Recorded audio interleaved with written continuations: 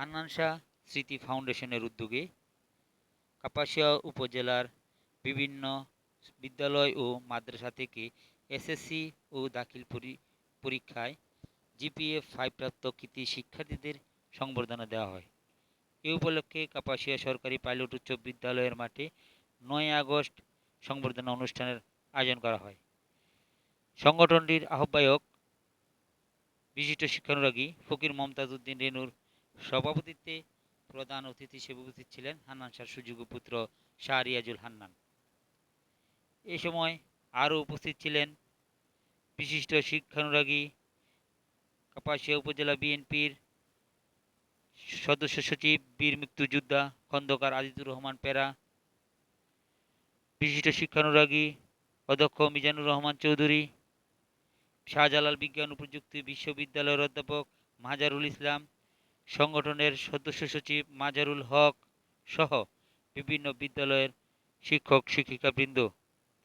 এ সময় আগতদের উদ্দেশ্যে প্রধান অতিথির বক্তৃতায় শাহ রিয়াজুল হান্নান বলেন,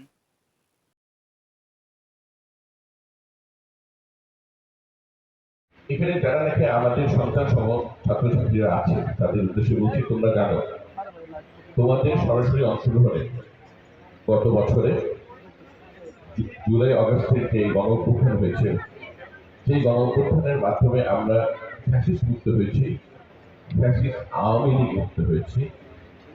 তার প্রধান এই আন্দোলনের প্রধান যে প্রতিবাদ করার কারণ ছিল সেটি হলো বৈষম্য বিরোধী আন্দোলন ছিল। আন্দোলনের প্রধান প্রতিপাদ্য বিষয় বৈষম্য কি? বৈষম্য হল সোজা ভাষা, একটি বিশেষ দলের অনুগত না হলে রাষ্ট্রীয় যে অধিকার আমার তোমার সকলের আছে সেখান থেকে আমাদেরকে বঞ্চিত করা হচ্ছিল কোটা নামক একটি সিস্টেমের কারণে। সেটার বিরুদ্ধে আন্দোলন, এবং সেই আন্দোলন যখন নাকি ফ্যাসিস্ট হাসিনা নির্বিচারে আমাদের সন্তান সহ ছাত্র জনতার উপর নির্বিচারে গুলিবর্ষণ করে হাজার হাজার মানুষকে মারে, গণবিস্ফোরণ হয়, আমরা সকলে এখানে শিক্ষক, সমাজ সাংবাদিক ভাইয়েরা, ব্যবসায়ীরা, সমাজের প্রতিটি কৃষক, শ্রমিক, দিনমজুর, আমরা রাজনীতিবিদ সকলে আমরা কিন্তু তখন রাস্তায় নামি, আমরা প্রতিবাদ জানাই এবং ফ্যাসিস্টরা পালাতে বাধ্য হয়। এই পালানোর পরে কি হলো?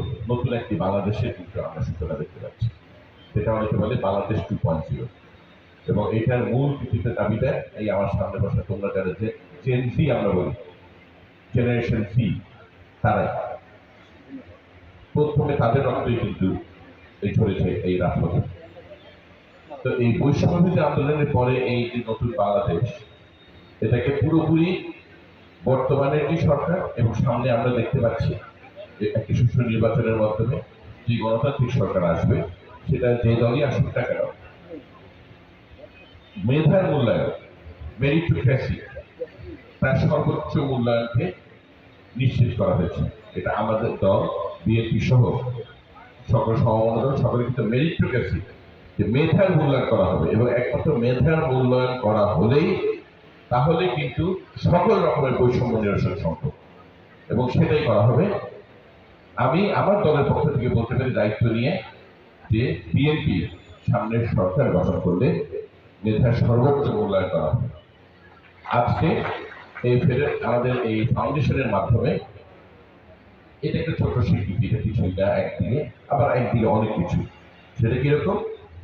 যেটা আমাদের সামনে বসা ছাত্রছাত্রী আছে তাদেরকে আমরা আমার পক্ষ থেকে, আমাদের পক্ষ থেকে কাপাসিয়াবাসীর কাছে আমরা একটা ছোট মেসেজ দিতে চাই যে যারা এইভাবে মেধাবী এবং অনেকে আছে বিভিন্ন সীমাবদ্ধতার কারণে পিছিয়ে পড়ছে, আমরা তাদের পাশে আজকে না কেন ইনশাল্লাহ যতদিন এই ফাউন্ডেশন থাকবে, যতদিন আমি বেঁচে থাকবো, পাশে থাকবো ইনশাল্লাহ।